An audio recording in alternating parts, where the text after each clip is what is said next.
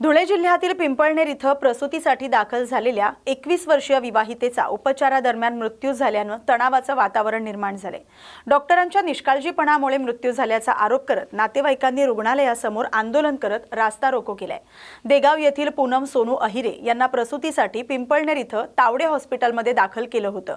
उपचारादरम्यान रक्ताची गरज असल्याचं सांगण्यात आलं, मात्र रक्त उपलब्ध होण्यापूर्वीच प्रसूती करण्यात आल्याचा आरोप नातेवाईकांनी केला। त्यानंतर पूनम यांची प्रकृती खालावली आणि धुळे शासकीय रुग्णालयात हलवण्याच्या तयारी दरम्यान त्यांचा मृत्यू झाला। घटनेनंतर संतप्त ग्रामस्थांनी रुग्णालयासमोर आंदोलन केलं। आंदोलनादरम्यान तणाव निर्माण झाल्यानंतर पोलिसांनी परिस्थिती नियंत्रणात आणली। अखेर डॉक्टर राहुल तावडे यांच्या विरोधात गुन्हा दाखल करण्यात आलाय। पिंपळनेर पोलीस या प्रकरणाचा पुढील तपास करतायत।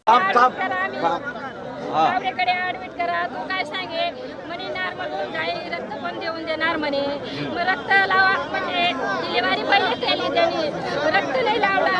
मग नंतर रक्त लेवाला सठाणाला पाठवला। पैसे घेतल्याशिवाय पेशंटला हात लावला नाही सर, हात लावला नाही आणि रक्त लावला। माझी पोर आधी छातीमध्ये कळ निघली। मग मम्मी इथं कळ लागते, इथं कळ लागते, मी चोळत पडते, मला हात पण लावू दिला नाही, नको चोळ म्हणे। मग मी काय सांगले, मग काय नाही, सगळ्या डॉक्टरना बोलवला त्यांनी तरी मला काय सांगितलं, चांगले आहे, धुळेला जाया, माझ्याकडे कोणीच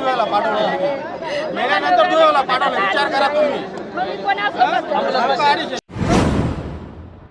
यवतमाळ जिल्हा आधीच आर्थिक संकटात असलेल्या शेतकऱ्यांनी कर्ज काढून यंदा 2,20,000 हेक्टरवर सोयाबीनची लागवड केली आहे। त्यापैकी सुमारे 80% क्षेत्रावर पेरणी पूर्ण झाले, मात्र जिल्ह्यातील अनेक ठिकाणी सोयाबीन उगवलंच नाही, त्यामुळे शेतकऱ्यांचं मोठं नुकसान झालंय।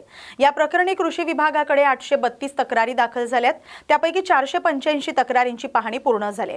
तपासणी दरम्यान 804 बियाणांच्या नमुन्यांपैकी 21 नमुने हे निकृष्ट आढळलेत, त्यामुळे संबंधित कंपन्यांवर कारवाईला सुरुवात करण्यात आली। निकृष्ट बियाणांप्रकरणी 10 प्रकरणांमध्ये न्यायालयीन कारवाई सुरू करण्यात आली आणि उर्वरित प्रकरणांमध्ये नोटीस कालावधी संपल्यानंतर गुन्हे दाखल केले जाणार आहेत। तसंच 1108 क्विंटल 2 कोटी रुपयाहून अधिक किमतीच्या बियाणांची विक्री बंद करण्यात आली। ही माहिती जिल्हा अधीक्षक कृषी अधिकारी मनोज ढगे यांनी दिली। रत्नागिरीतील राजकीय घडामोडींवर भाष्य करताना भाजप आमदार प्रमोद जठार यांनी न्यायालयीन प्रक्रियेवर विश्वास व्यक्त केलाय। कोणाच्याही विरोधात वैयक्तिक पातळीवर टीका करण्याची आपली भूमिका नसल्याचं सांगत सध्या हे प्रकरण न्यायप्रविष्ट असल्यानं घाईघाईनं निष्कर्ष काढू नयेत असं त्यांनी स्पष्ट केलंय। प्रमोद जठार म्हणाले की कायदा, पोलीस यंत्रणा आणि न्याय व्यवस्थेवर आपला पूर्ण विश्वास आहे। राजकीय मतभेद असले तरी पूर्वी आपण मित्रपक्ष म्हणून एकत्र काम केलंय। विनायक राऊत यांच्या प्रचारात सहभागी झाल्याची आठवणही त्यांनी करून दिली। या प्रकरणातील सत्य न्यायालयीन प्रक्रियेतून समोर येईल आणि त्यानुसार न्यायालय योग्य निर्णय देईल असं जठार यांनी सांगितलंय। न्यायालयाच्या निर्णयावर आपला पूर्ण विश्वास असल्याचंही त्यांनी स्पष्ट केलंय।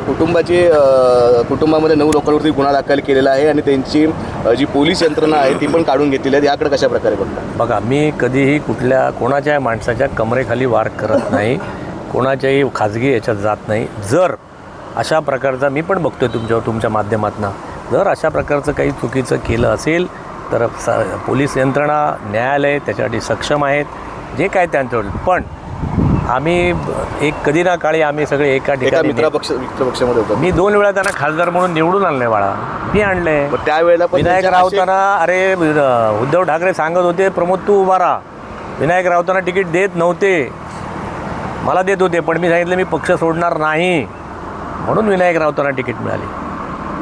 त्यामुळे पण हे जे काय आहे ते मला वाटतं मॅटर पक्षासोबत असताना असे विषय पुढे आले होते। माझं म्हणणं तो मॅटर सबज्युडाईस आहे, न्यायालयाकडे पेंडिंग। आता it is too early to jump to the conclusion. जर चूक असेल तर त्याच्या मंडळींना जी योग्य ती शिक्षा न्यायालय देईल, न्यायालयावर आमचा विश्वास आहे। म्हणजे चूक असेल तर ते विनायक राऊतांना किंवा त्यांच्या फॅमिलीला शिक्षा भोगावी लागेल। त्यामुळे आता it is too early to jump. राज्याचे सांस्कृतिक मंत्री आशिष शेलार रत्नागिरी जिल्ह्याच्या दौऱ्यावर आले असता खेड रेल्वे स्थानकात त्यांचं जल्लोषात स्वागत करण्यात आलं। कार्यकर्ते, पदाधिकारी आणि नागरिकांनी मोठ्या संख्येने उपस्थित राहत मंत्र्यांचं स्वागत केलं। यावेळी लोककलावंतांच्या कल्याणासाठी राज्य सरकार कटिबद्ध असल्याची ग्वाही देतानाच या क्षेत्रासाठी महत्त्वपूर्ण निर्णय घेण्यात येणार आहे असं आशिष शेलार यांनी सांगितलंय। रत्नागिरी दौऱ्यानिमित्त सांस्कृतिक मंत्री आशिष शेलार यांचं खेड रेल्वे स्थानकात आगमन होताच कार्यकर्त्यांनी घोषणाबाजी करत त्यांचं जंगी स्वागत केलं. पुष्पगुच्छ देऊन आणि जल्लोषात त्यांचं स्वागत करण्यात आलं. राष्ट्रवादी काँग्रेसचे अध्यक्ष शरद पवार एनडीएमध्ये सहभागी होणार असल्याच्या चर्चांवर माजी मंत्री दीपक केसरकर यांनी प्रतिक्रिया दिली. शरद पवार हे राष्ट्रीय स्तरावरील अनुभवी आणि ज्येष्ठ नेते आहेत. ते एनडीए सोबत आल्यास राष्ट्रीय लोकशाही आघाडी अधिक मजबूत होईल असं मत केसरकर यांनी व्यक्त केले. दीपक केसरकर म्हणाले की शरद पवार यांनी देशाच्या राजकारणात दीर्घकाळ महत्त्वाची भूमिका बजावली. पंतप्रधान नरेंद्र मोदी आणि केंद्रीय गृहमंत्री अमित शहा यांच्याशीही त्यांचे चांगले संबंध आहेत. त्यामुळे त्यांच्या अनुभवाचा आणि मार्गदर्शनाचा फायदा एनडीएला होऊ शकतो. शरद पवारांसारखा अनुभवी नेता एनडीए सोबत आल्यास राष्ट्रीय पातळीवरील आघाडीला बळ मिळेल आणि महाराष्ट्रातील जनतेलाही त्याचा आनंद होईल असा विश्वास केसरकर यांनी व्यक्त केलाय. पवार साहेब ज्येष्ठ नेते आहेत. अनेक वर्ष महाराष्ट्राचं नेतृत्व केलेले आहे आणि राष्ट्रीय स्तरावर ज्यांनी नेतृत्व केलेलं आहे असे महाराष्ट्राचे एक सुपुत्र आहेत. त्याच्यामुळे त्यांच्या येण्याने निश्चितपणे एनडीए मजबूत होईल याची मला खात्री आहे. आणि स्वतः पवारसाहेबांचे अतिशय चांगले संबंध हे आदरणीय मोदी साहेबांशी आहेत आणि त्याच्यामुळे मोदी साहेब असतील, अमित शहा साहेब असतील, सर्वांचीच त्यांचे चांगले संबंध आहेत. आणि एक राष्ट्रीय स्तरावरचा नेता जर एनडीए बरोबर आला तर नेहमी एनडीएला त्याची मदत होईल, चांगलं मार्गदर्शन होईल याची मला खात्री आहे. आणि महाराष्ट्रामध्ये सुद्धा या गोष्टीने निश्चितपणे जनतेला आनंद होईल याचीसुद्धा मला खात्री आहे. बुलढाण्याच्या मोताळा तालुक्यातील तारापूर गावामध्ये अस्वलाचा वावर असल्यानं नागरिकांमध्ये भीतीचं वातावरण पाहायला मिळतंय.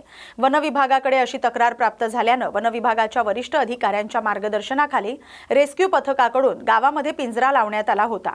त्यामध्ये मध आणि पीठ ठेवून हेच आवडतं खाद्य खाण्यासाठी अस्वल या पिंजऱ्यामध्ये अडकला आणि त्याला बेशुद्ध न करता फिजिकलीरित्या सुरक्षित रेस्क्यू करण्यात आलं.